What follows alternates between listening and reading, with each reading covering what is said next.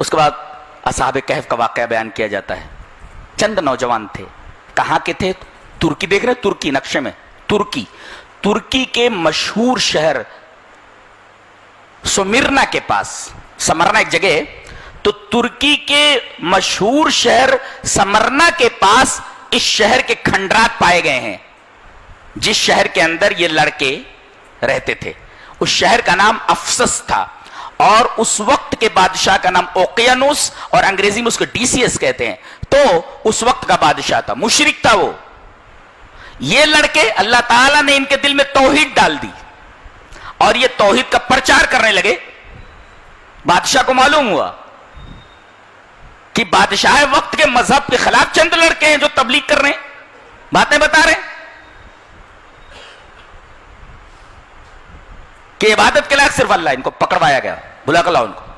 اللہ نے فرمایا نحن نقص عليك نبأهم بالحق انهم آمنوا انهم فتية آمنوا بربهم وزدناهم هدى. ہم نے صرف ایمان ہی نہیں دیا بلکہ ایمان میں انہیں استقامت عطا فرمائی. آمنوا بربهم وزدناهم هدى، یعنی اللہ تبارک و تعالی نے ان کو ایمان کے اوپر استقامت بخشی. بلایا گیا ان کو، کھڑے ہوئے،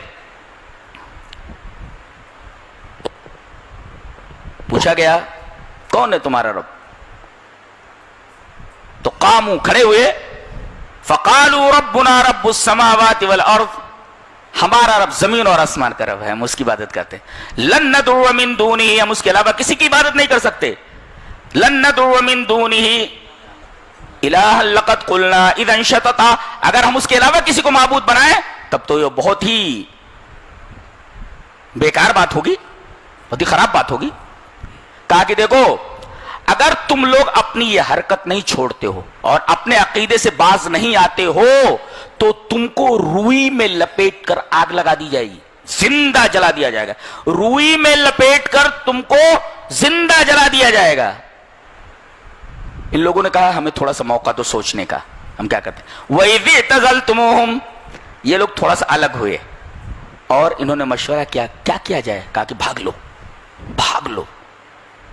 اس کا مطلب یہ ہوا دین کو بچانا جب مشکل ہو جائے تو آدمی اس شہر سے بھاگ سکتا ہے، نکل سکتا ہے. ان لوگ بھاگ لیے.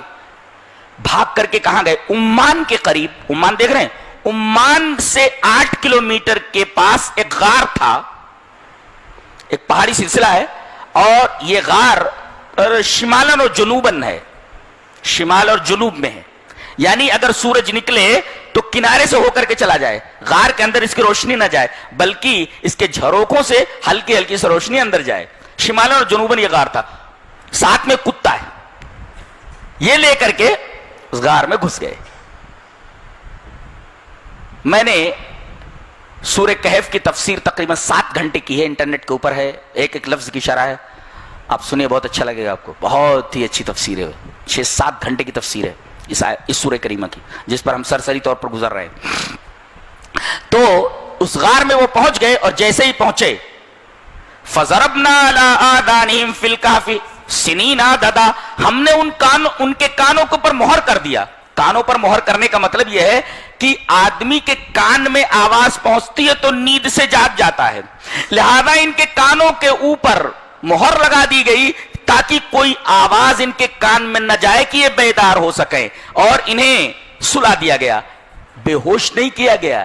بے ہوشی میں اور نیند میں فرق ہوتا ہے، اس لیے کہ بے ہوشی میں آدمی حرکت نہیں کر سکتا، لیکن نیند کے اندر جسم کا جو خودکار سسٹم ہے، آٹومیٹک سسٹم ہے، وہ انسان کو ادھر ادھر کروٹ بدلواتا رہتا ہے، اور کروٹ بدلنے کی وجہ سے آدمی کا جسم انحطاط پذیر نہیں ہوتا. آدمی بے ہوش ہو جائے تو کروٹ نہیں بدل سکتا، لیکن نیند کے اندر بدن کا جو خودکار اور آٹومیٹک سسٹم ہوتا ہے وہ برابر اسے کروٹ بدلواتا رہتا ہے، جس کی وجہ سے آدمی کا جسم محفوظ رہتا ہے. اور اللہ تعالیٰ نے ان کو سلا دیا. کتا غار کے دروازے کے اوپر بیٹھا ہوا ہے اور اس کو بھی سلا دیا گیا. کتا بھی سو گیا ہے اور 300 سال وہ سوتے رہ گئے. وَلَبِثُوا فِي كَهْفِهِمْ 300 سِنِينَ وَازْدَادُوا تِسْعًا. اللہ تبارک و تعالیٰ نے 300 سال تک 3 صدیاں گزر گئیں. اللہ کیسے نشیب و فراز آئے ہوں گے حالات میں. سیاست میں، شہروں کے ڈیولپمنٹ میں، عقائد میں، اعمال میں 300 سال کے اندر کیا کیا تبدیلیاں نہیں آئی ہوں گی، کیا کیا چینجز نہیں آئیں گے شہروں میں، شہروں کے اطراف میں، جہاں آبادی نہیں ہوگی وہاں آبادی ہو گئی ہوتی، وغیرہ وغیرہ. لیکن 300 سال تک یہاں رہے ہو. 300 سال کے بعد ان کو جگایا گیا. اٹھے بات کہہ رہے ہیں اچھا قالو کم لبثتم، کچھ لوگ بول رہے کتنے دن ہے، قالو لبثنا یوما او بعض یوم، ایک دن یا آدھا دن. اللہ، 300 سال سونے کے بعد جب اٹھے ہیں تو کہہ رہے ہیں کہ ایک دن یا آدھا دن. پتہ یہ چلا کہ اولیاء اللہ کو قبر کے اندر شعور نہیں ہوتا ہے. دیکھو یہ اولیاء اللہ تھے، 300 سال تک نیند میں رکھے گئے اور جب بیدار ہوئے تو انہیں معلوم نہیں ہے، شعور نہیں ہے کہ ہم کتنے دن ٹھہرے. کوئی کہہ رہا ہے ایک دن، کوئی کہہ رہا ہے کہ آدھا دن. پتہ یہ چلا کہ قبر میں جانے کے بعد قبر والوں کو شعور نہیں رہتا دنیا کے لوگوں کے تعلق سے، معلوم ہی نہیں رہتا. وہ ایک دوسرا ہی عالم ہے جیسے نیند کا عالم ہے. نیند کو اور موت کو دونوں کو باہم ذکر کیا گیا کئی جگہ پر. اسی وجہ سے کہا النوم اخت الموت، نیند موت کی بہن ہے. اگر موت کو سمجھنا چاہو تو نیند کو دیکھ لو، نیند کو دیکھ لو، ایسے ہی موت ہوتی ہے. تو ان کو نیند سے جب بیدار کیا گیا تو آپس میں کہنے لگے کتنا سوئے، 300 سال کے بعد اٹھ رہے، ایک دن نہ آدھا دن. اچھا بھوک لگی ہے، دیکھو 300 سال تک سوتے رہے، بھوک نہیں لگی تھی، کوئی نہیں اٹھا بھوک کی وجہ سے.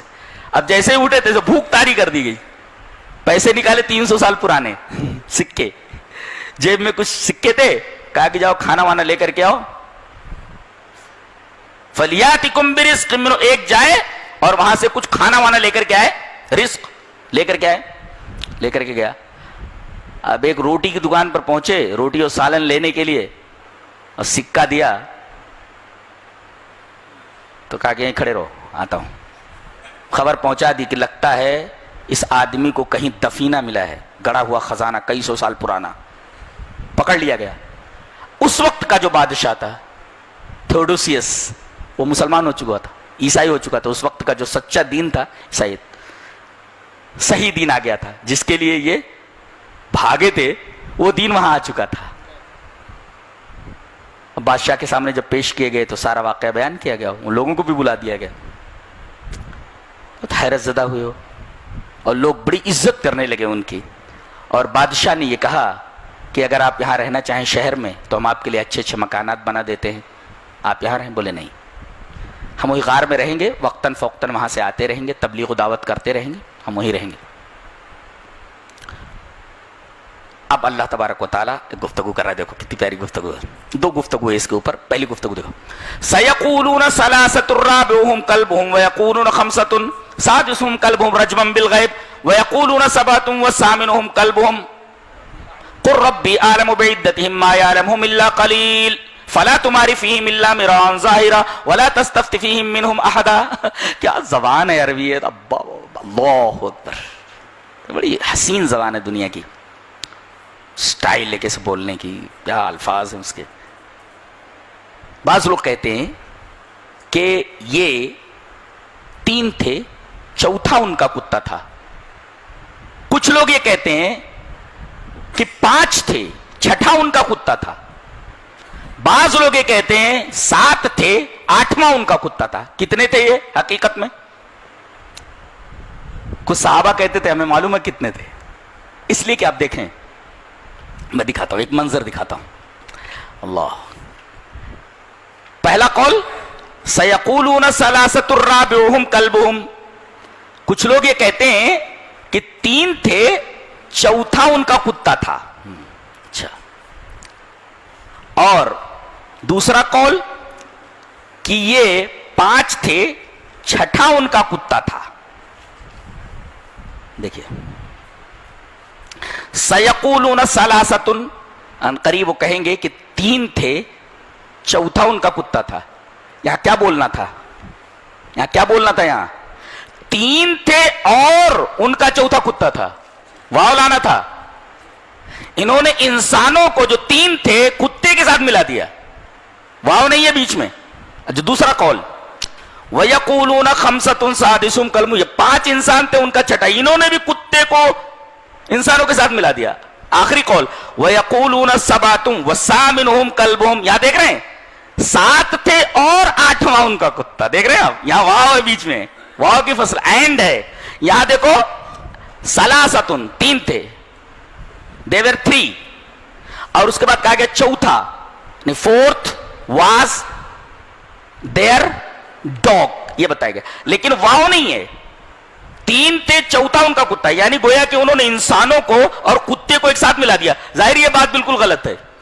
और 5 छठा उनका, और छठा नहीं, छठा उनका कुत्ता, इन्होंने भी इंसानों के साथ कुत्ते को मिला दिया।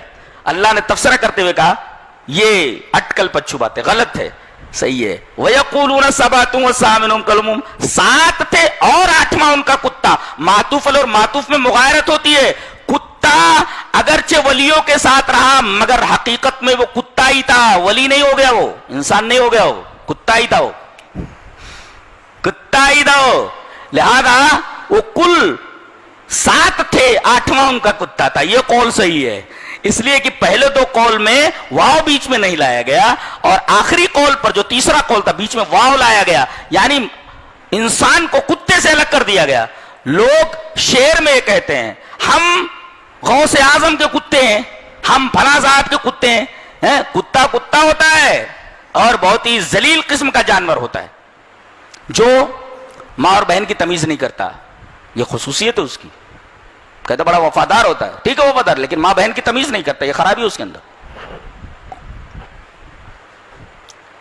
वहां 2 जगह वाव नहीं है और यहां वाव है, लिहाजा पता ये चला कि 7 थे, 8वां उनका कुत्ता था।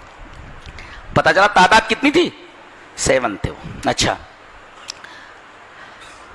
ये जब मर गए, आते थे तबलीग दावत करते थे, जब मर गए तो क्या हुआ, क़ाल अल्लज़ीना ग़लबू अला अम्रिहिम लनत्तख़िज़न्ना अलैहिम मस्जिदा, जो लोग अपने मामले पर गालिब थे, जो बड़े लोग थे उस शहर के, उन्होंने कहा कि इनकी कब्र के ऊपर मस्जिद बना दी जाए, लिहाजा इनकी कब्र पर मस्जिद बना दी गई।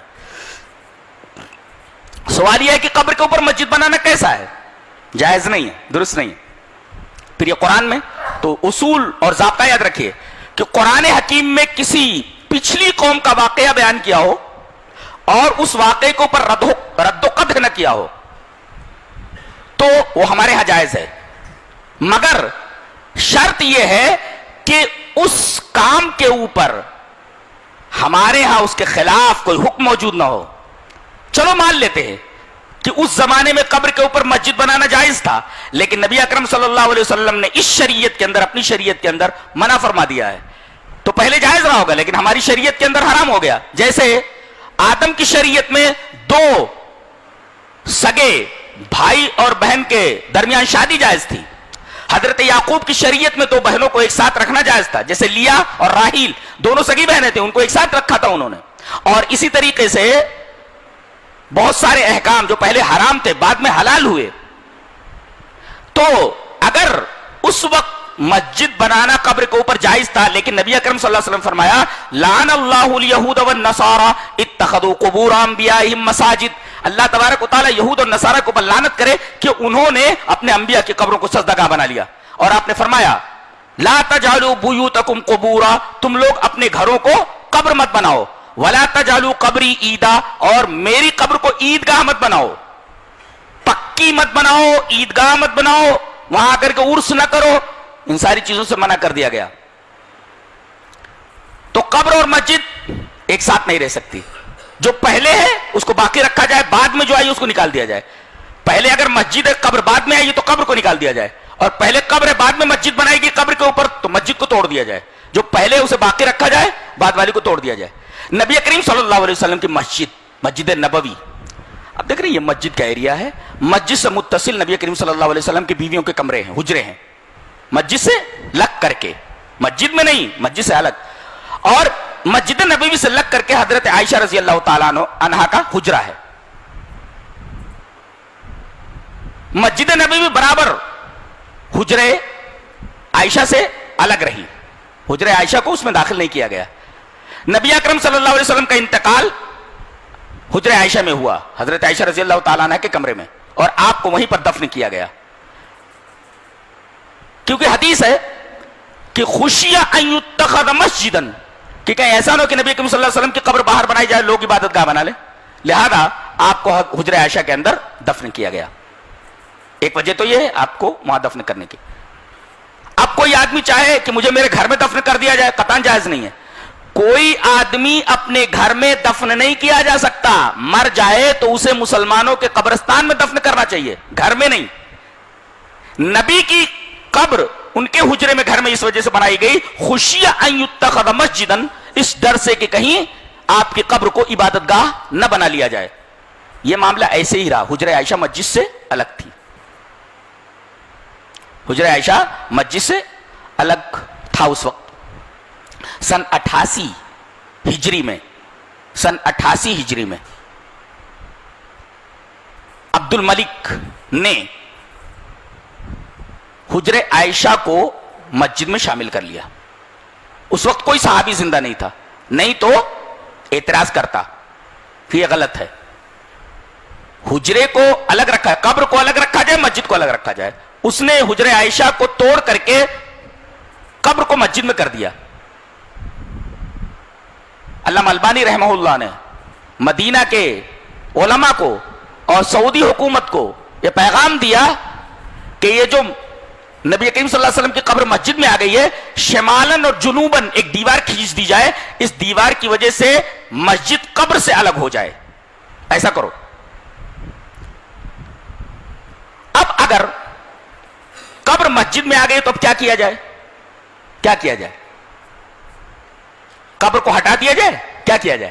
نہیں، قبر کو بھی نہیں ہٹایا جائے گا اور مسجد کو بھی نہیں گرایا جائے گا، بلکہ تفصیل انہوں نے یہ کی ہے کہ مسجد نبوی کا ثواب یہ ہے کہ کوئی اگر خانہ کعبہ میں نماز پڑھے تو ایک نماز 1,00,000 نماز کے برابر، مسجد نبوی میں کوئی پڑھے تو ایک نماز 1,000 نماز کے برابر، بیت المقدس کے اندر کوئی پڑھے تو 500 نمازوں کے برابر،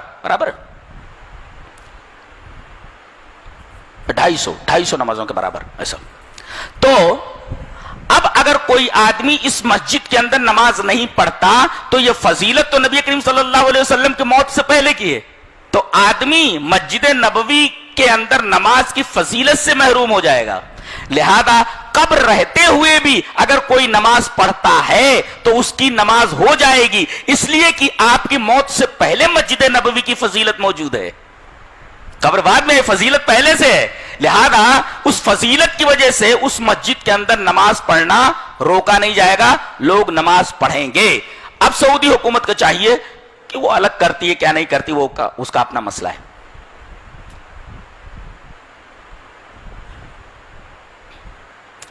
تو ہماری شریعت میں، نبی کریم صلی اللہ علیہ وسلم کی شریعت میں مسجد کے اوپر قبر کے اوپر مسجد بنانا درست نہیں۔